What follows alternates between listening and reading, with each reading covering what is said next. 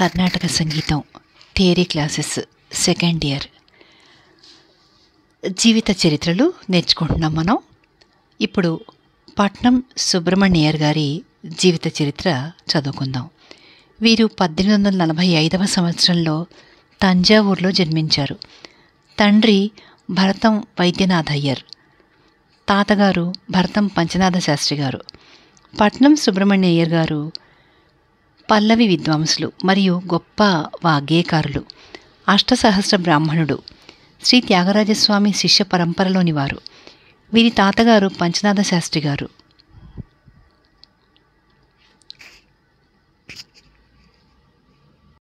తంజావూరు శరభోజీ మహారాజా వారి ఆస్థాన విద్వాంసులు. మేనమామ గారైన మెలెట్టూరు గణపతి శాస్త్రి గారి వద్ద వీరు ప్రప్రథమంగా సంగీతాభ్యాసం ఉనర్చి వీరే ప్రారంభించారు. తర్వాత మానాంబు చావడి వెంకట సుబ్బయ్య గారి వద్ద సంగీత విద్యను అభ్యసించారు. మానాంబు చావడి సుబ్బయ్య గారు త్యాగరాజస్వామి ప్రియ శిష్యులు, ఇంకా బంధువు కూడా. పట్నం సుబ్రహ్మణ్యయ్యర్ గారు అపార సాధన చేశారు. కరకుగా లాలిత్యం లేని వారి కఠిన గాత్రాన్ని అపార సాధనతో పట్టుదలతో గాత్రాన్ని సంగీతాన్ని సాధించిన సంకల్ప సిద్ధులు వారు. 30వ ఏట గురువుగారి ఆశీర్వచనంతో సంగీతజ్ఞుడిగా తన జీవితాన్ని ప్రారంభించారు. 32వ ఏట పెళ్లి చేసుకుని తిరువయ్యూరు వచ్చి స్థిరపడ్డారు. వారి పేరు ప్రఖ్యాతులు అన్ని చోట్లకు వెల్లడవటం ప్రారంభమైంది. జమీందారులు, రాజులు, ధనికులు వారిని ఆహ్వానించి సన్మానించేవారు.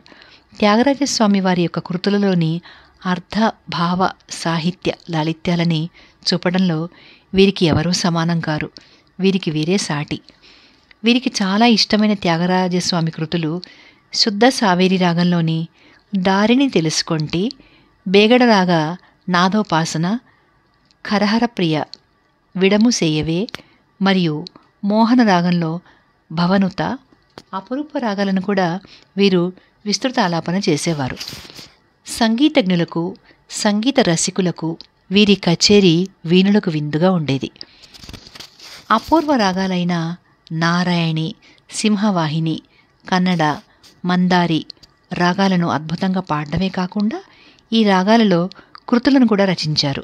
వారి సంగీత కచేరీల యందు ప్రతిభతో కూడిన తానము, పల్లవి ఎక్కువ చోటు చేసుకునేవి.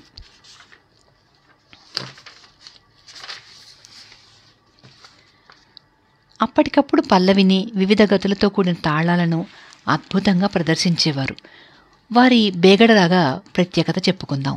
బేగడ రాగం వారికి చాలా ఇష్టమైన రాగం. ఈ రాగం పాడడం వారి ప్రత్యేక నైపుణ్యం. వారిని బేగడ సుబ్రహ్మణ్యయ్యర్ అని పిలిచేవారు. అందుకు కారణం ఒక సంఘటన.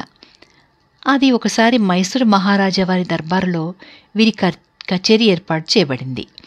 3 రోజులు వరుసగా ఈ రాగానే పాడారు వారు. ఎట్లా అంటే, మొదటి రోజు విస్తృతంగా రాగాలాపన, 2వ రోజు తానము, 3వ రోజు రామనామమే జీవనము ఓ మనసా అనే పల్లవిని ఇంకా స్వరకల్పనను పాడి మరిచిపోలేని సంఘటనను సృష్టించారు. కనుకనే వీరిని బేగడ సుబ్రహ్మణ్యయ్యర్ అని పిలిచేవారు. ఇంకొక సంఘటన, మైసూరు మహారాజా వారి ఆస్థానంలో సంగీత రసికులు కన్నడ గౌళ రాగాన్ని పాడవలసిందిగా సుబ్రహ్మణ్యయ్యర్ గారిని కోరారు. వారు అమోఘంగా ఆ రాగంలో పల్లవిని పాడారు. వెంటనే 2 చేతులకు 2 బంగారు గొలుసులను, అంటే బ్రాస్లెట్స్ అంటాం కదా, వాటిని రాజావారు బహుకరించారు. ఇదే విధంగా విజయనగరం, మైసూరు, త్రివేంద్రం, రామనాథపురం, వరుషాచలం మొదలైన ఆస్థానాల వారు వీరిని సత్కరించి సన్మానాలు చేశారు. లయ అంటే తాళంలో కూడా వీరు గొప్ప ప్రతిభావంతులు. అష్టోత్తర శతతాళాలలో 32 మాత్రలు, అంటే 128 అక్షరాలు కల సింహానందన తాళం. ఈ తాళంలో ఒక పల్లవిని రచించి అత్యద్భుతంగా గానం చేసి సభాసదులను ఆశ్చర్య ఆనంద పరవశులుగా చేసిన ఏకైక సంగీత విద్వాంసులు వీరు. ఇక వాగ్గేయకారులుగా వీరి గురించి, వీరు మొత్తం 100 రచనలు చేశారు. వీరి శైలి త్యాగరాజస్వామి వారి శైలి. ఇంకా సంస్కృతం, తెలుగులో కూడా కృతులు రచించారు. ఇంకా వర్ణాలు, తిలానాలు, జావళిలు రచించారు.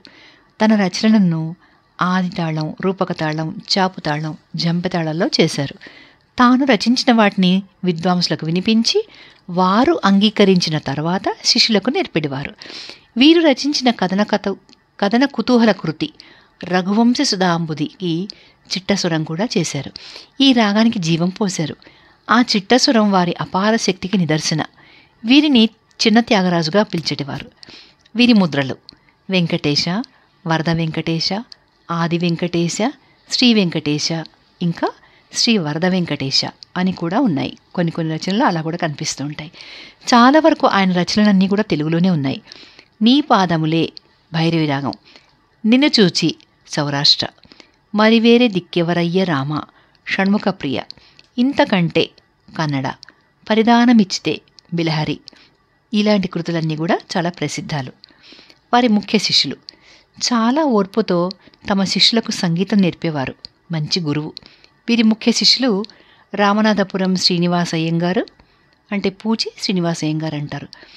కాకినాడ సిఎస్ కృష్ణస్వామి అయ్యర్, జి నారాయణస్వామి అయ్యర్, మైసూరు వాసుదేవాచార్యులు, గురుస్వామి అయ్యర్, టైగర్ వరదాచారి, ముత్యాలపేట శేష అయ్యర్, మద్రాసు ఎంఎస్ రామస్వామి అయ్యర్, ఈనడి లక్ష్మీనారాయణ,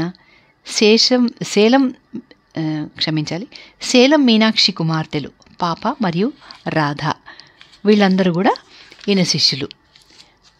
అయితే మీరు ఇన్ని పేర్లు ఎలా గుర్తుపెట్టుకోవాలి అని అనుకుంటే, ఎందుకంటే మనం ఇది కూడా రాయాల్సి వస్తుంది, వారి శిష్యులు ఎవరు అని కూడా రాస్తే మనం ఇంకా కొంచెం మార్కులు ఎక్కువ స్కోరింగ్ ఉంటాయన్నమాట. ఇప్పుడు నేను చెప్పినవన్నీ కూడా ఈ నోట్స్ అంతా కూడా మీరు పాయింట్ వైజ్గా రాసుకుంటుంటే చాలా బాగా గుర్తుంటుంది. వారి ముఖ్య శిష్యులు అంటే ఇక్కడ అయ్యర్, అయ్యంగారు అనేది ఎవరెవరి పేర్లు ఉన్నాయో అవన్నీ ఒక దగ్గర చేర్చుకోండి. ఎంతమంది అనేది మీకు గుర్తుండిపోతుంది. తర్వాత మిగతా వాళ్ళవి లాస్ట్లో పెట్టుకోండి. దాంతో ఈజీగా గుర్తుండిపోతాయి.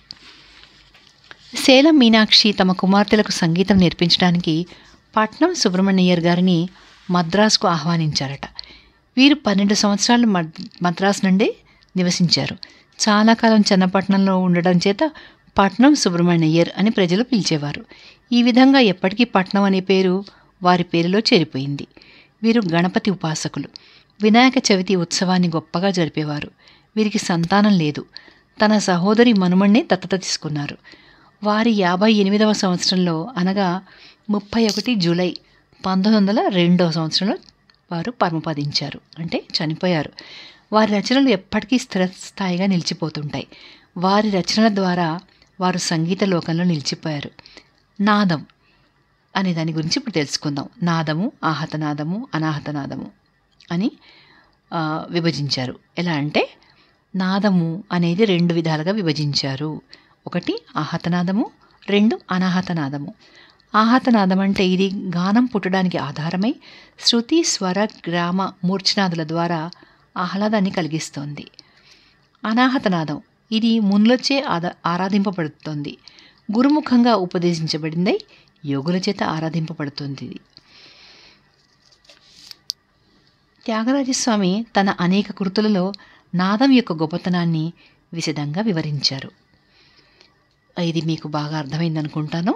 దీంతో మనకి సెకండ్ ఇయర్ పోర్షన్, అంటే 2వ ప్రకరణ అంటారు, అది పూర్తయింది. ఇదంతా కూడా కోవెల శాంత గారు రచించిన థియరీ బుక్ నుంచి నేను చదువుతున్నాను. అవసరమైన చోట ఎక్స్ప్లెయిన్ చేస్తున్నాను. ధన్యవాదాలు.